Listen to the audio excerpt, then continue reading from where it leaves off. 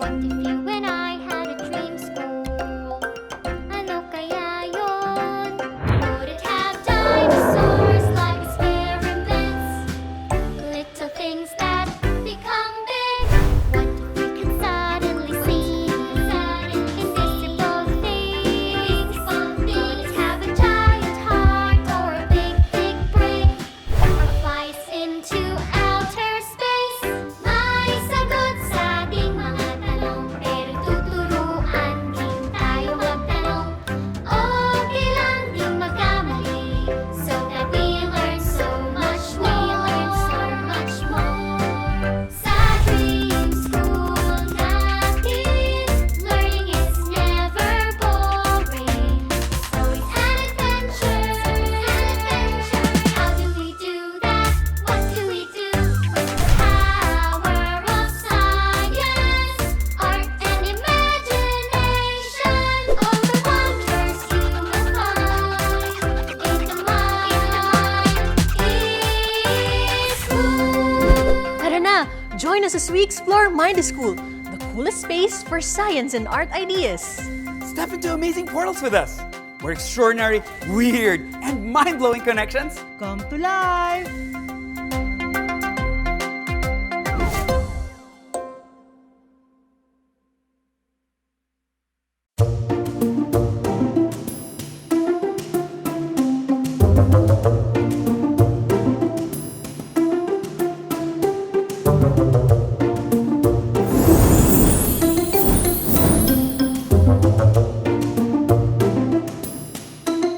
Wow, nasa bagong lugar na naman tayo. Pero, wow, kakaiba to ah. May gubat, daming puno, maputik at ang daming tubig. Oo nga, Fisher. Pero pag nag-iisip tayo ng katubigan, iniisip agad natin beach, o lake, or river. Kayo, anong naisip nyo kapag naririnig nyo ang salitang tubig or water? Waterfalls. Naalala ko kaagad ang mga buddies kung saan naglalaro kami ng mga kaibigan ko. Refreshing ang tubig at malinis pa. Dagat, mga lawa, yung mga papalibot sa ating kalupaan. The peacefulness that it gives and the essentiality that it gives to us humans, to the animals, and to our surroundings. Buhay, kasi doon po nabubuhay yung isda, tapos yung tao kailangan ng tao, yung mga halaman kailangan din ng tubig para mabuhay. That's right. Pero wala ata akong narinig na sumagot ng mangrove. Parang hindi yata familiar ang mangrove sa kanila, no? Alam nyo, ang mangrove ay forest din. Pero tama ka, special kind of forest ang mangroves kasi ang puno nito ay partly submerged. So, essential ang presence ng tubig sa mangrove. Kung walang tubig, hindi na siya mangrove. Yan ang maganda sa biodiversity. Higit-higit pa ito sa human imagination. So, para palang transition or tulay ang mangroves between yung dagat at lupa. Kasama na din yung estuaries, swamps, and seagrass beds. Tama yan, Mikey. At dahil dyan, kakaiba din ang biodiversity sa mangroves at yung pinoprovide nila na ecosystem services, lalo na sa larger bodies of water katulad ng dagat. Tignan nyo nga kung nasan tayo. Diba? Tayo ngayon ay nasa Masinloc and Oyon Bay Protected Landscape and Seascape. Mga 159 Mall of Asia, ang laki ng protected area na to. 7,000 hectares! Uy, alam nyo ba? Mga 600 tons of fish ang nahuhuli dito kada taon. Katumbas halos siya ng lagpas sa 1 dosenang eroplano. Ang bigat ng mga isda na ito. So, ang dami, di ba? So, napakalaking talaga ng inaasahan ng mga tao dito para sa kabuhayan. Isa sa superstar dito sa lugar na ito ay na-meet nyo na sa parada. Si Maggie, the blue-spotted rabbitfish. It was chosen because of its economic and ecological importance. In fact, it's a major food source and livelihood for the fisherfolk in this area. Siya ang lodi dito. Fishing ang main source of livelihood dito. Dapat alam ng mga buwibisita na kapag nasira ang mangroves, naubos ang isda, o na-disrupt ang buhay dito, maaapektuhan ng kabuhayan ng lahat. Pag hindi naalagaan, ang kalidad ng beach, reef, and mangrove, pati na rin yung bird watching na sinasadya ng mga turista will greatly be affected and will suffer. Tama, Mikey. Lahat ng ito ay nanganganib masira o mawala dahil sa polusyon dulot ng pagmimina, unsustainable and destructive fishing practices, mga growth of coastal settlements, mga improper waste disposal, reclamation, at yung lagi nating problema, logging. Kailangan talaga yata na malaman ng mga turista dito na yung specialty catch nila, yung blue-spotted rabbitfish, ay parte ng picture ng biodiversity dito. Ay naku, Mikey, tama talaga yan. Hindi lang siya nasa menu ng kainan, pero symbol din siya ng kung gaano kahalaga mapangalagaan ang biodiversity dito. Kasi kung hindi, mawawala yung blue-spotted rabbitfish at yung iba pang likas na kayamanan ng lugar na to. Nakakagutom naman yung mga usaping pagkain. Kayo ba, pag nagbabakasyon kayo, ano yung mga paborito niyong pagkain or delicacy sa lugar na yon? Masarap po ang mga sweets katulad ng bizcocho at butterscotch galing Bacolod. I'm a curious eater at masarap pala ang mga toasted na crickets o kamaru. So crispy and crunchy. Favorite ko po ay yung mga seafood from Rojas City. Favorite ko yung crispy frog legs, lasang chicken. My favorite food is Bicol Express. It's alamang simmered in gata and mixed with a lot of red hot chili peppers. It's a specialty from Legazpi.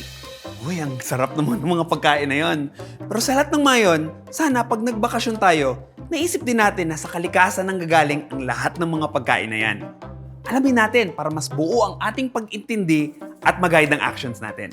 Tama ka dyan, Fisher. Halimbawa, huwag na tayong kumain ng mga exotic dishes kahit sabihin pa na YOLO or para lang wala tayong FOMO. Hindi kulang pagkain ng exotic na species dahil bahagi yan ng problema. Ayaw natin yun, di ba? Yes, dapat parte tayo ng solusyon. So pag bumibisita ka, madali lang naman magtanong sa mga locals kung sinong grupo ang nangangalaga sa biodiversity sa lugar nila. At pwede kang makisali sa mga activities nila.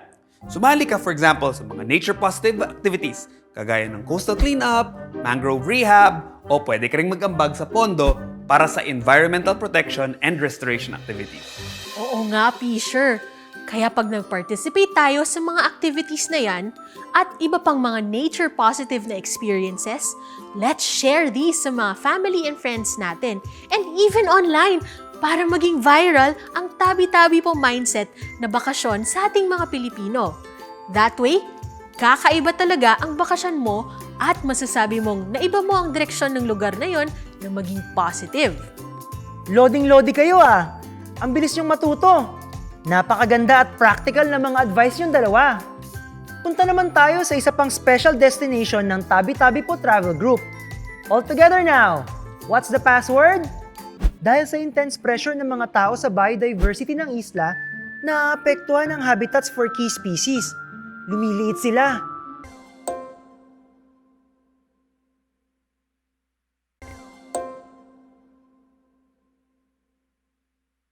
Tabi-tabi po!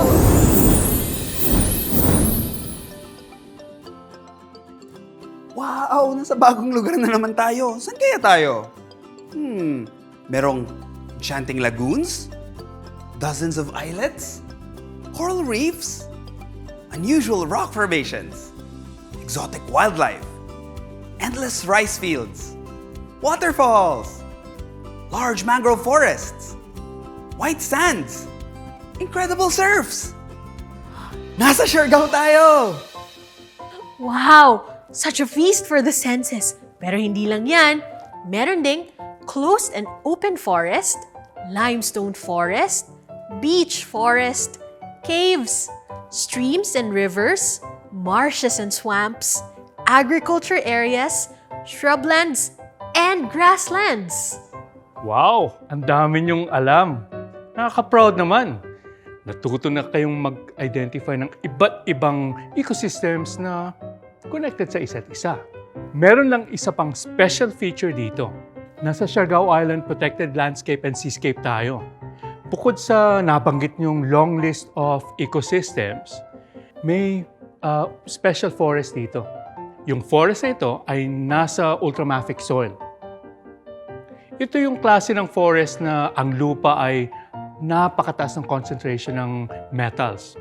Highly mineralized ang lupa kaya hindi gaano matataas ang puno at stunted ang growth nila.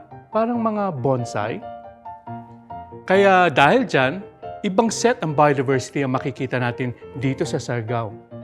Gets na gets ko na talaga, Kuya Aldrin, na parang shapeshifter ang biodiversity. Nag-iiba siya, depende sa species, yung genes nila at ecosystems na present. Halos 6,338 Molovasia ang laki nito. That's almost 280,000 hectares. Ang bilang ng mga tao ay around 110,000 lang. Pero tumataas na ito dahil sa pagdami ng mga turista mula nung naging surfing capital ito of the Philippines. Hindi lang yan. May makikita tayo dito napakalaking dugtong ng mangroves na 4,000 hectares na walang putol. Wow! So kailangan pala talaga tayong matuto lahat na pag dumayo tayo dito sa Siargao, magtabi-tabi po sa sobrang siksik na biodiversity sa lugar na to. Ngayon pa lang nanganganib na ang biodiversity dahil sa sobrang pagkuha ng natural resources, including forest and non-forest products. Hunting at may paggamit ng gubat na sagad hanggang sa hindi na ito maituturing na gubat. Nung nakaraang Category 5 na Typhoon Odette, nakita natin na matindi ang pinsala sa Siargao Island. Talaga namang parte ng kalikasan ang mga bagyo kahit na bago pa magkakrisis sa klima at biodiversity. Pero kung mapapangalagaan ang biodiversity, mas lalakas ang ating depensa kahit sa malalakas na bagyo. Mas madali rin tayong makakabangon pagkatapos ng mga sakuna katulad ng bagyo kung mataas ang level ng biodiversity. So dapat, mas bigyan natin ng halaga ang pag-protect ng biodiversity na siyang makakasalba sa atin dahil sa padami ng sakuna katulad ng matitinding bagyo, sanhi ng climate crisis. Diba? Isa pang threat dito sa Siargao ay illegal fishing. Yes, Mikey. Ito pa. Dahil nga isang Siargao, ang pangisdaan ng main source ng proteins dito. So tuwing panahon na malakas ang alon, delikadong pangingisda, marami rin ang nanghuhuli ng mga flying foxes na nakita nyo sa parada. At mga Asian box turtles at sailfin lizards. Kinakain nila ito. Oh no! Dahil sa intense pressure ng mga tao sa biodiversity ng isla, naapektuhan ang habitats for key species. Lumiliit sila. These species seem to look for refuge in the middle of the island, away from places where tourists and humans are. Katulad din yung nangyayari sa Mantalingahan. Umaatras na yung wildlife kasi lumiliit na yung lugar kung saan kaya pa nilang mabuhay. Kaya urgent talaga na magtabi-tabi po tayo. Hindi pwedeng umuurong lang ng umuurong ang mga species hanggang sa wala na silang mauurungan. Hindi naman lahat pwede tumira sa caves. Tama, Fisher. Caves are wonderful habitats, but not all species can live in it. Speaking of caves, time to go to a very special cave. What's the password? Tabi-tabi po! Oh wow! This is the famous underground river of Puerto Princesa. At wala nang iba. 8.2 kilometers long ang Kabayugan River that also flows underground. Ang haba rin ng pangalan nito kaya hirap sabihin, Puerto Princesa Subterranean River National Park. So ang mga locals dito, tinatawag siyang PPUR. Ang subterranean kasi, pag tinranslate mo, ibig sabihin yan underground. So PPUR, Puerto Princesa Underground River for short. Makikita nyo ang iba't ibang formations ng stalactites, stalagmites, and other limestone formations dito.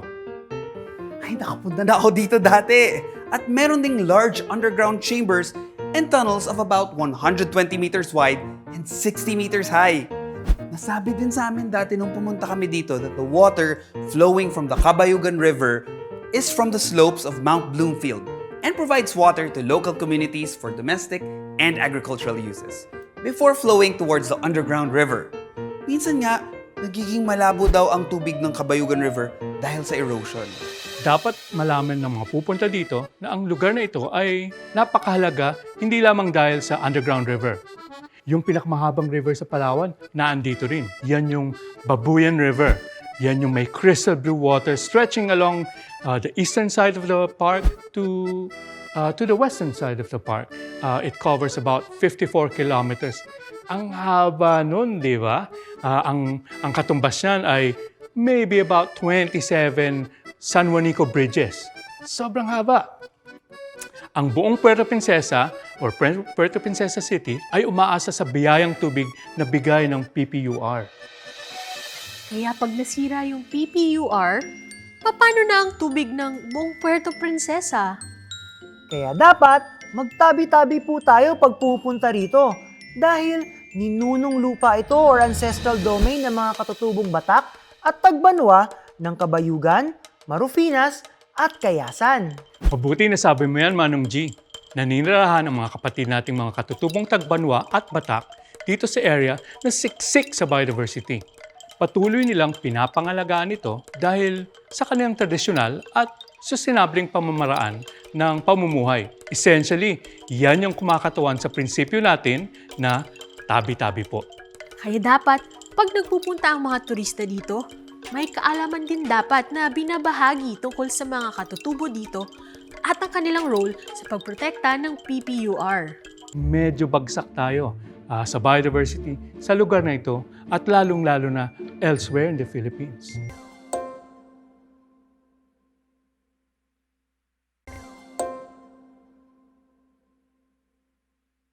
Isa pa sa feature ng PPUR ay yung malawak at complex karst and limestone formations. Alam niyo ba, ang karst ay yung area na gawa sa limestone or limestone outcrops. Ang peak niyan rises to more than 1,000 meters above sea level. Halos kasing taas ng Mount Makiling na 1,300 meters above sea level. Ang tayog niya, no? Isa pang feature ng Puerto Princesa Underground River ay parang festival dito ng biodiversity. In fact, natandaan ko nga nung sinabi sa amin dati na may 800 plant species and 233 animal species dito, including 15 species of birds na endemic sa Palawan. Wow, hindi lang yan, Fisher. PPUR is a major site of Philippine biodiversity because it connects a range of important ecosystems from the mountaintops to the sea. Or sabi nga nila, ang tawag nila dyan, from ridge to reef. So imagine nyo na lang, biodiversity that lives in the top of the mountains and biodiversity that lives in the sea. So pag pinagsama-sama nyo yan, ang dami. So increases the diversity. Natatandaan nyo ba yung Cleopatra's Needle? Di ba? So, itong Cleopatra's Needle, kadugtong yan ng PPUR. Para silang Siamese twins. Kaya napakalawak talaga ng sakop nila. Dahil nga sikat na tong lugar na to sa mga turista, tumaas na rin yung demand for exotic food like tamilok or woodworm. Pati na rin yung karne ng baboy ramo or wild boars. Yan ang kabaliktaran ng tabi-tabi po principle. Ayan na naman tayo sa pagkahilig natin sa delicacies. Nagiging uncontrollable na naman. Tama yan, Mikey. Idagdag nyo pa yung unsustainable practices na nakita natin sa Cleopatra's Needle. Gaya ng, halimbawa, over-extraction ng non-timber forest products. Kasama din dyan yung unsustainable hunting para, sabi mo nga, kainin. Yung iba binebenta. At yung pag-clear ng gubat para sa taniman, para sa agriculture or kaingin farming. Yung iba nagtatayo pa ng mga buildings para or sa bahayan, no? So, ganun talagang problema natin. Naalala ko nga na natutunan natin from OK Clinic na ginagamit ng mga ecologist ang biodiversity bilang barometer ng health ng ecosystem. Ang biodiversity kasi, siya yung building blocks ng ecosystem. Tama yan, Fisher. Pag tinignan mo nga yung mga scans, kumbaga sa report card, medyo namumula yung grades natin. So medyo bagsak tayo sa biodiversity sa lugar na ito at lalong-lalo na elsewhere in the Philippines. So ano ba yung dapat gawin kapag bumabagsak na yung grades natin? Kailangan magbago tayo ng habits para mabago natin yung ending. Dahil sa mga adventures nyo sa Tabi-Tabi Po Travel Group, hindi nyo na dapat makakalimutan ha, na ang pagiging turista ay hindi lang tungkol sa pag-enjoy ng tanawin. Tama, Manong G. We need to be responsible and nature-positive tourists. Meaning, we need to understand our impacts to biodiversity and find ways to be part of the solution.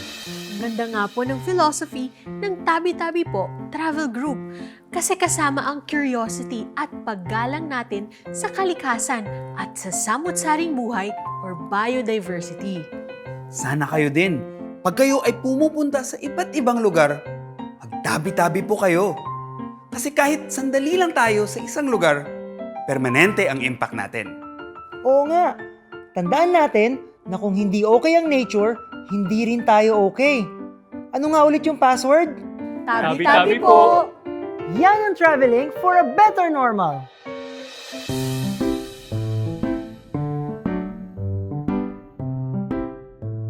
Grabe, Fisher, no?